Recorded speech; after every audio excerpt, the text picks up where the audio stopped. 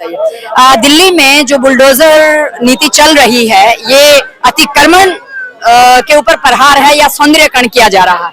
Ma'am, ये अतिक्रमण नहीं है, क्योंकि अब तक जब तक बीजेपी नहीं आई थी तब तक इन्हें ध्यान नहीं था कि क्या है क्या नहीं है क्या है।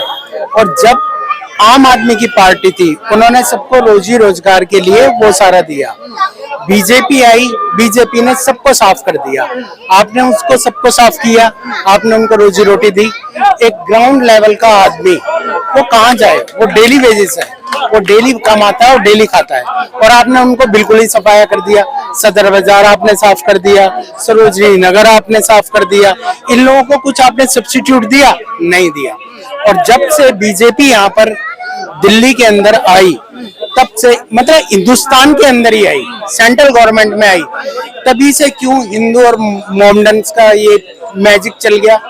तब से क्यों गौ माता का वो चल गया सारा का सारा ट्रेजरी। 1947 से नेहरू जी जब प्रधानमंत्री बने थे, तब से क्या हिंदुस्तान ने विकास ही नहीं किया? क्या दिल्ली ने विकास नहीं किया? क्या आप लोग आए हैं तभी विकास हुआ है? क्या आप लोगों ने अभी देखा अभी विकास हुआ है? अरविंद केजरीवाल ने, आज आप बोलते हो कि उन्होंने दिल्ली को बर्बाद कर दिया। सारी की सारी महिलाएं, फीमेल्स सेफ हैं, सिक्योरिटी में हैं, और सारी की सारी उन्होंने जो है उनको ट्रांजिट पूरा फ्री दिया है, ट्रैवल पूरा फ्री दिया है, ट्रांसपोर्ट पूरा का पूरा फ्री दिया है ना, बसेस फ्री दिया। आपने क्या किया? आपने आते ही तोड़फोड़ चालू कर दी, सबको उजाड़ना चालू कर दिया। सरोजनी नगर के अंदर कितने लोग हैं? कम से कम 400-500 लोग हैं जिन्हें आपने उजाड़ दिया। सदर बाजार के अंदर 5000 आदमी होंगे जिन्हें आपने उजाड़ दिया। ये आपकी राजनीति है क्या है? बीजेपी एक जमीन से हटाते हैं तो उसको कहीं ना कहीं आप एडजस्ट करो, क्योंकि वो भी है ना एक ग्राउंड स्टॉक का है आदमी, बिल्कुल ग्राउंड लेवल का है, वो डेली की रोजी रोटी कमाने वाला है। अगर आप उसको हटा देते हो वहां से तो उसकी फैमिली का क्या होगा? एक आदमी के पीछे कितने लोग जुड़े होते हैं, आप ये सोचिए। एक आदमी जब एक रोटी, बुलडोजर नीति सही नहीं है आपका कहने का ये है? मैम सही है, ठीक है, लेकिन आप उसको कहीं ना कहीं एडजस्ट कीजिए ना। उसके एक आदमी के पीछे 10 लोग जुड़े हुए हैं। बात करते हैं, क्या एडजस्ट नहीं किया है उनको हटाने से पहले? जी, नरेंद्र मोदी ने दिए नहीं फ्लैट, अभी गरीब आदमी को दिया ना। तो एकदम तो जो क्या नाम, बाहर से जो रोहिंग्या, पाकिस्तानी, ये नेपाल से जो आगे यहाँ पे झुग्गियां बना रहे हैं। दिल्ली जो है भारत की राजधानी है ना, सौंदर्यकरण होना चाहिए ना। जैसे इस एरिया में एनडीएमसी में, तो दिल्ली आउटर में भी सौंदर्यकरण होना चाहिए ना। तो ये नाले पे झुग्गियां बनी हुई है, जो सरकार की जमीन है भूपत की घेर के बैठे, इनको तो हटाना पड़ेगा भैया। आप एक बात बुझिए, आप दूसरे लोगों को अंदर यहाँ पे प्रोटेक्ट कर रहे हो और आप दे रहे हो। आप यहाँ पर बांग्लादेशी जितने आए हैं, हाँ, तो उनको हटा रहे हैं ना, उन्हीं को तो भगा रहे हैं, वही तो आगे रह रहे हैं। एक बात बताइए ना कि आप अपने इंडियंस जो हैं उनको तो प्रोटेक्ट कीजिए। आप पहले तो इनको सेफ कीजिए, बाद में उनको बुलाइए ना। जो झोपड़पट्टी है भाई, बिल्कुल सफाई होगी। ये देश की राजधानी है, यहाँ पे सौंदर्यकरण चाहिए।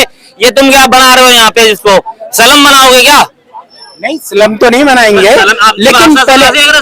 लेकिन पहले तो आप उनको प्रोटेक्ट करो ना। आप पहले दूसरों को अंदर एंटर करा रहे हो। बीजेपी सरकार को आप कैसे देखते हैं? दिल्ली में बीजेपी सरकार को आप कैसे देखते हैं? मैम, बीजेपी सरकार जब से आई है ना, तब से तो यहाँ पे एक रिलीजन का तो पूरा मतलब क्या कहें यहाँ पे कि मोमडन्स क्या रिलीजन्स का बहुत ज्यादा बढ़ावा बढ़ गया है। बढ़ावा बढ़ गया, रिलीजन का बढ़ावा बढ़ रहा है, एक समुदाय का बढ़ावा बढ़ रहा है। देखो, उसके लिए तो बोल ही रहे हैं एक समुदाय को जो है, ये जो 55 साल जो राज कर गए, 55 साल तक इन्होंने जो इनको सारी सुविधा दे रखी थी, सब कुछ दे रखा था। बस अभी केजरीवाल ने भी पीछे सरकार में 100 करोड़ रुपए दिए थे ना इनको, हनुमान, फिर जाके जब चुनाव आया तो हनुमान मंदिर पे चले गए। अब मेरे को ये बात बता दो, जो 11 साल का जो शासन था केजरीवाल का, उससे पहले 15 साल शीला दीक्षित का था, है ना। ये झोपड़पट्टी किसने बसाई? इन्होंने ही बसाई है ना। ये तो बोर्ड के चक्कर में बसाई है इन्होंने, ये रोहिंग्या और पाकिस्तानी, बांग्लादेशी। भाई दिल्ली है, ये राजधानी है, इसको सौंदर्यकरण बनाना पड़ेगा। ये थोड़ी ना 1947 से नेहरू जी प्रधानमंत्री बने। आइए, आपका जरूरी है। 1947 से आइए नेहरू जी प्रधानमंत्री बने। क्या देश ने विकास नहीं किया? क्या देश में रेलें नहीं चली?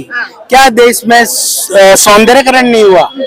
क्या देश के अंदर प्रगति नहीं हुई? कहाँ प्रगति हुई? जो अब जो बीजेपी बोलती है, मैम, हमेशा क्या होता है, पार्लियामेंट के अंदर एक सेशन चलता है, एक बजट पास होता है और बजट हम उसका जवाब देंगे। हाँ। और बजट अप्रूव्ड होता है और इन द मीन टाइम वो सरकार चली जाती है, नेक्स्ट सरकार आती है, वही सेम क्वेश्चन दीजिए अपना। वही एक बार ये दोनों फिर भैया बोलेंगे। जो कांग्रेस पार्टी 55 साल राज कर गई, 55 साल बहुत होते हैं, मोदी को तो 11 साल हुए हैं। 55 साल में तो भाई देश बहुत अमीर होना चाहिए, सबके पास काम धंधा होना चाहिए, हर एक स्टेट में काम होना चाहिए था 55 साल में तो। मगर नरेंद्र मोदी तो 11 साल में बहुत सारा काम कर दिया। भैया से आंसर लेते हैं आपके बात। नहीं, उनको सवाल पूरा करने दीजिए। हाँ,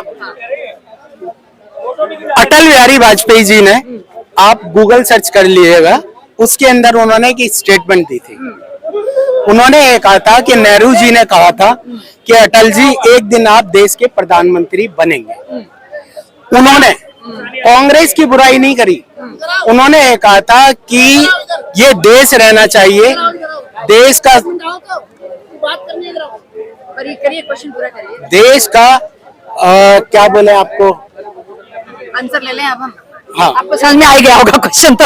नहीं, कुछ नहीं समझ में आया। इसको क्लियर ही ब्रेन वॉश कहा जाता है, जो इसको डिनायल मोड में कहा जाता है। इसका कोई एक ऑब्सेशन होता है कि हमें लगता है कि मैं अच्छा हो जाऊंगा, हमें लगता है कि मैं आईएएस बन जाऊंगा, बट हकीकत ये है कि मैं 25 सालों से आईएएस बना नहीं हूँ, लेकिन फिर भी मैं बनूंगा। क्यों? जबकि मेरी एज भी एक्सपायर हो गई है। तो इस ऑब्सेशन में इंडिया के लोग हैं जो कभी नहीं सुधर सकते। ठीक है भाई, नेहरू साहब को प्राइम मिनिस्टर बनाया गया, अच्छी बात है, बनना चाहिए भाई। उनके बाप ने कांग्रेस पार्टी बनाई थी, उसको फंड कर रहे थे, सारा कुछ वो कर रहे थे, भारतीयों का केस लड़ रहे थे। 14 दिन की हिरासत लगी, वाइसराय के पास पहुंच गए, तुरंत जेल से बाहर निकल के लिख के दे दिए कि भाई मेरा बेटा आज से वो नहीं करेगा।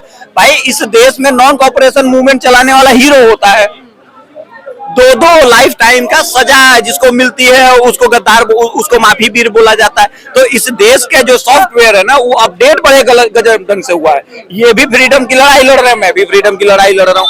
मुझे चाय पानी हलवा नाश्ता सब कुछ मिल रही है, बेचारे जूते डंडे खा रहे हैं। 20 साल के बाद मैं प्राइम मिनिस्टर बनता हूँ, इनको बोला ये तो गद्दार थे, ये तो माफी वीर थे। तो भाई जिस देश के लोगों को फ्रीडम फाइटर और फ्रीडम नेगोशिएटर का फर्क ही नहीं पता, वो देश के लोग गांधी नेहरू में और मोदी में डिफरेंस कहां से ला पाएंगे? सर एक ठीक है, क्वेश्चन बड़े पॉइंट पर रखिएगा।